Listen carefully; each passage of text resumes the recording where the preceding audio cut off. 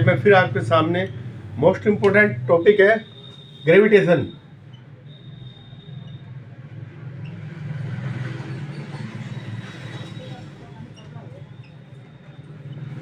ठीक है, ग्रेविटेशन जो है क्या है कि हमें पता है कि कोई भी चीज़ को मूवमेंट देने के लिए एक फोर्स की जरूरत पड़ती है, तब उसमें मूवमेंट होगा। ठीक है, चेंज द स्पीड और डायरेक्शन, है ना। ठीक है, a force is needed to change the speed और direction of motion of an object. ठीक है, फोर्स की जरूरत होती है मोशन के लिए। प्लेनेट जो सन के चारों ओर घूम रहे हैं, प्लेनेट, ये प्लेनेट सन के चारों ओर घूम रहे हैं, है ना। कोई किसी इसमें घूम रहा है, कोई किसी में घूम रहा है। ठीक है, तो घूमते रहते हैं ऐसे ही, तो इनको भी कोई फोर्स तो है ही जो लग रही है ना। तो वो जैसे मून घूम रहा है अर्थ के चारों, तो उसको भी एक फोर्स लग रही है, तो उस फोर्स को ग्रेविटेशन फोर्स कहते हैं। ठीक है, वो अलग अलग जगह पे अलग अलग होती है, ये ध्यान रखना है। अर्थ पे अलग है, मून पे अलग है, अर्थ पे भी अलग अलग स्थान पे अलग अलग लगती है, एक जैसी नहीं लगती, है ना। उसे ग्रेविटेशन फोर्स कहते हैं। ठीक है, ग्रेविटेशन है क्या, मान लो हमने एक धागे में कुछ चीज़ अपना ये बांध के ऐसे ये घुमाई, घुमाने के बाद में देखा ये एक फोर्स लग रही है सेंटर की तरफ, ये सेंट्रीपिटल फोर्स, ये सेंट्रीफ्यूगल फोर्स, ये तो उसको दूर ले जाती है और ये सेंटर की तरफ जो लग रही है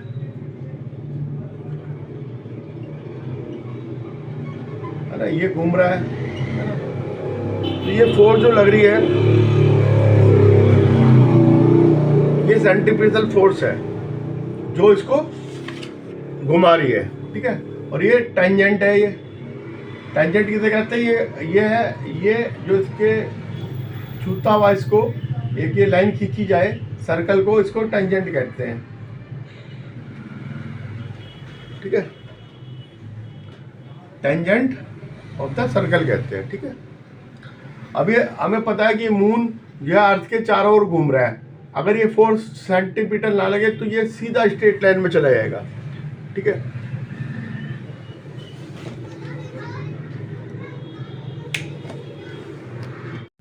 तो जो है फोर्स लगती है मून पे, जो एक सेंटीमीटर फोर्स लगती है, नहीं तो ये लग रही है सेंटीमीटर फोर्स। ठीक है, तो इसमें क्या है, हमें पता है न्यूटन साइकिल है F = ma।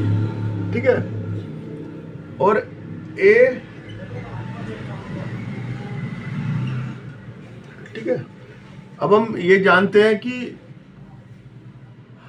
हर चीज अपने उसको खींच रही है, एक ऑब्जेक्ट दूसरे ऑब्जेक्ट को खींच रहा है। अब मून जो है पृथ्वी में क्यों नहीं गिरता, अगर ये एप्पल जो है न्यूटन ने देखा था, एप्पल नीचे गिरा और ये अर्थ हर चीज को खींच रही है, हर चीज गिरती है तो अर्थ पे गिरती है, तो मून क्यों नहीं गिरता जब मून पे फोर्स लग रहा है। ठीक है, तो मून भी उतना ही फोर्स लगा रहा है इसके ऊपर जितना ये लगा रहा है, क्योंकि दो जो है ऑब्जेक्ट जो है एक दूसरे पे बराबर का फोर्स लगाती है। ठीक है, जितना ये लगा रही है उतना ये लगा रहा है। ठीक है, और वो मास पे डिपेंड करती है।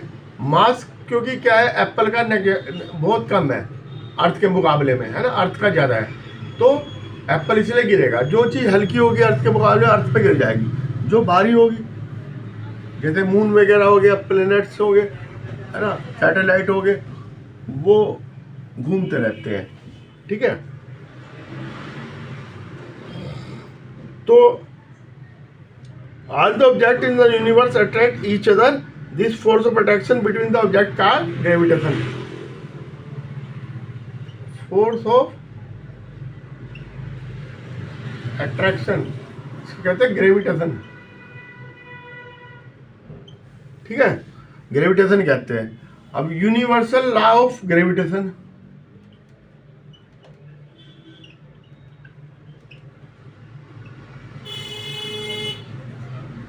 अब ये दो ऑब्जेक्ट हैं, इनका वेट है m1 m2, ठीक है, और उनके बीच की डिस्टेंस d है। तो इनके बीच में लगने वाला फोर्स जो होगा वो इनके बीच की जो डिस्टेंस है इसके इन्वर्सली स्क्वायर प्रोपोर्शनल होता है, ठीक है, और m1 इंटू m2, ठीक है, दोनों के मास के मल्टीप्लाई के प्रोपोर्शनल होता है, डिस्टेंस के स्क्वायर के इन्वर्सली प्रोपोर्शनल होता है, ठीक है। तो F m1 m2 upon D square या F equal to G m1 m2 D square, ठीक है, अंडरस्टैंड। और G is called the universal constant, ठीक है, G is the universal constant. तो इससे हम ये भी देख सकते हैं F D square equal to G m1 m2, ठीक है। अब लेकिन क्या है, हमें ये मालूम है कि जितने प्लेनेट घूम रहे हैं वो सर्कल में नहीं है। कैप्लर ने बताया, कैप्लर का लाया, कैप्लर ने कहा ये एक क्लिप्स की फॉर्म में घूम रहे हैं, ठीक है, और सन इनके इक्लिप्स के दो सेंटर होते हैं, सन एक सेंटर पे है, ठीक है, सन एक सेंटर पे है और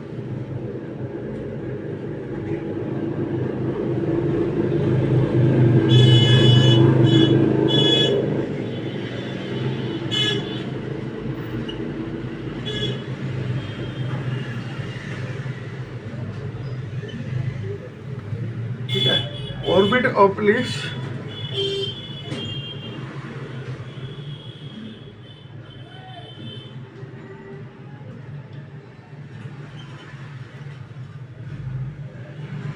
इलिप्स में घूमते और सन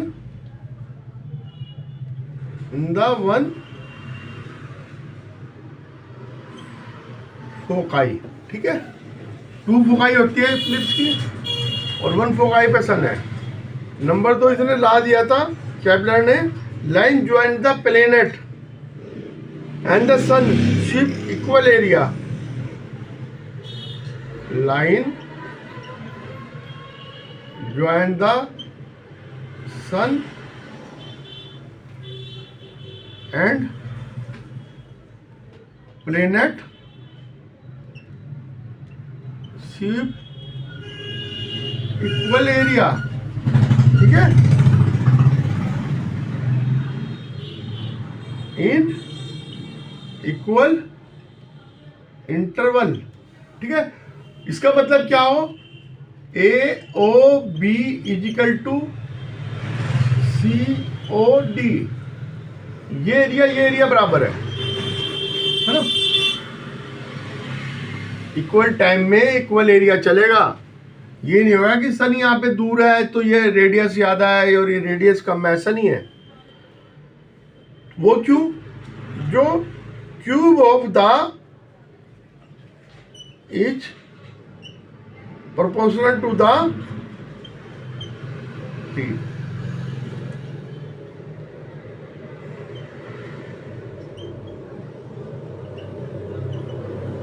ठीक है। जो ये टाइम पीरियड है और जो टी है उसमें ये रिलेशन है ना, टाइम पीरियड टी और जो इसकी डिस्टेंस है इसमें रिलेशन ही है। रेडियस बढ़ेगी तो टाइम पीरियड भी बढ़ जाएगा, रेडियस घटेगी तो टाइम पीरियड भी घट जाएगा, ठीक है, ये रिलेशन है, ठीक है।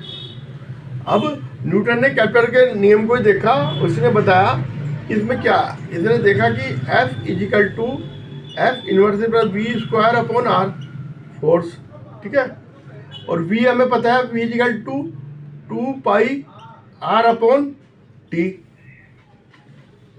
ये अभी निकलेगा इसमें रिलेशन। और इससे क्या होगा, अगर इन दोनों का स्क्वायर करते हैं हम, v स्क्वायर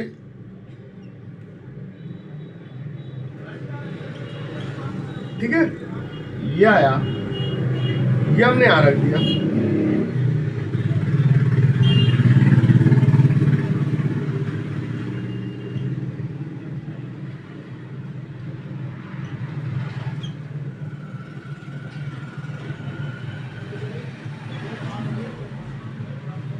ठीक है, और ये कांस्टेंट होता है, ये हमने थर्ड लॉ में पढ़ा था, ये कांस्टेंट होता है। ये देखिए कांस्टेंट है, तो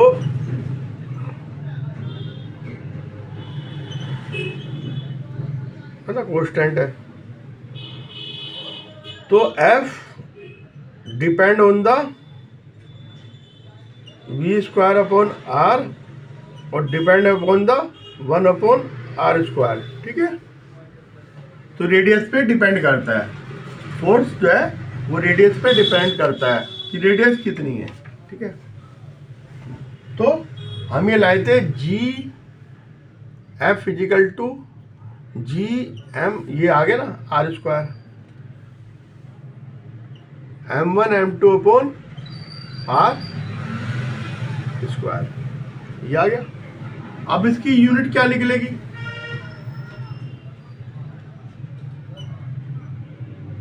जी equal to F R square upon m1 m2 equal to newton metre square upon kg multiply by kg। ठीक है, ये इसकी आई।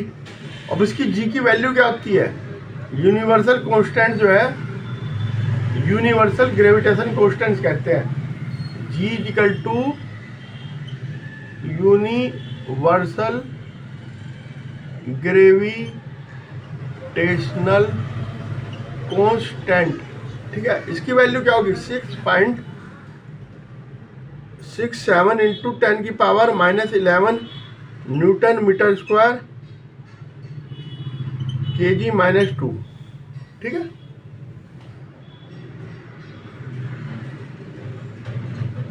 अंडरस्टैंड, ये हर जगह लगेगा, प्लेनेट के मोशन में ये इक्वेशन लगेगी। ठीक है, इसको हमने ध्यान रखना है बस।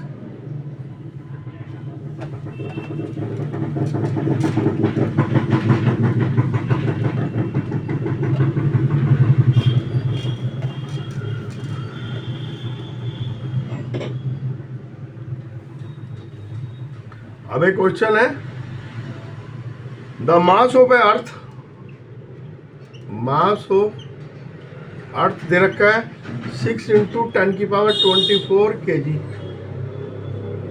एंड मून वेट, मून का मास 7.4 इंटू 10 की पावर 22 kg। ठीक है, और distance between moon and earth कितना दे रखा है, 3.84 इंटू 10 की पावर 5 km। ठीक है, calculate the force acting on the moon. Force बराबर क्या है, G इजिकल टू 6.7 इंटू 10 की power -11 newton metre square kg -2। ठीक है, F equal to G m1 m2 upon R square equal to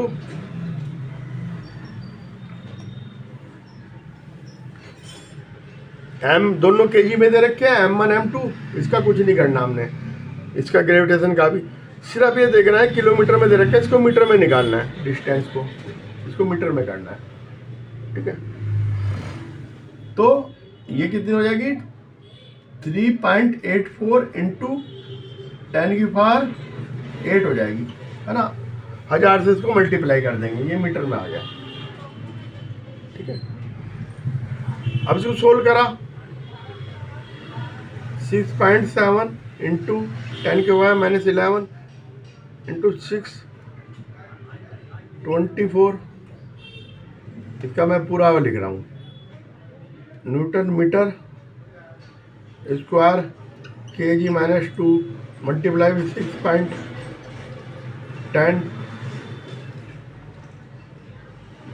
24, इसका मास है, अर्थ का मास है kg, multiply by 7.4 into 10⁻22 kg upon F equal to R square 3.84 into 10⁸ metre square. ठीक है, अब ये सारी क्वांटिटी आपस में कट जाएगी। देखो kg2 से kg कट गया, ये माइनस में ये प्लस में, न्यूटन, अब मीटर स्क्वायर, ये मीटर स्क्वायर आ जाएगा, ये सारे कट जाएगा, कट के ये 2.01 इंटू 10⁻20 न्यूटन आएगा इसका। ठीक है, F is inversely proportional square of the distance, है ना। If the distance is bigger by the factor of 6, F become the, अगर, क्योंकि F equal proportional to the 1/d square, अगर ये 6 गुनी हुई तो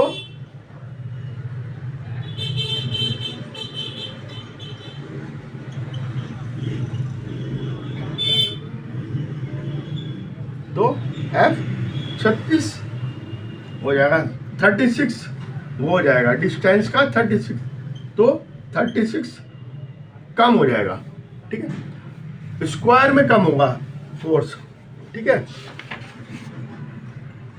फोर्स जो है, आप ये मैंने बताया मून और इसके बीच में, motion of the moon around the earth due to the centrifugal force, the centrifugal force provided the force attachment to the earth. ठीक है, अब no such force moon would pressure the uniform straight line of motion. ठीक है, centripetal force लग रहा है तो वो एक उसमें सर्कल में घूम रहा है ना। एप्पल भी अट्रैक्ट करता है, लेकिन उसका नेग्लेक्टिव वर्क होने की वजह से, है ना, एप्पल भी अर्थ को अट्रैक्ट करता है, क्योंकि ये दो, है ना, दो चीज़ें एक दूसरे को अट्रैक्ट करती है, इसको ग्रेविटेशन कहते हैं। ठीक है, एप्पल का जो है वेट बहुत कम है, तो नेग्लेक्टिव, है ना, है ना। अब सोलर सिस्टम आज द प्लैनेट को अराउंड द सन, है ना, राउंड द सन घूमते हैं, फोर्स लगती है सन एंड प्लैनेट पे। ठीक है, न्यूटन ने क्या कहा था, not only does the earth attract the apple और moon, but also the object of universe attract the each other, the force of attraction between objects are the gravitational force. ठीक है, अरे जो है, जो ऑब्जेक्ट है वो एक दूसरे को खींच रहा है, उसको ग्रेविटेशन फोर्स कहते हैं, और ग्रेविटेशन फोर्स जो है वही फोर्स ऑफ अट्रैक्शन होता है। ठीक है, आज के लिए इतना ही, मैंने जो आपको समझाया अच्छे से पढ़ना है, अच्छे से समझना है। ठीक है, और जो नहीं आए मुझे कमेंट में आपको बताना है। Okay bye.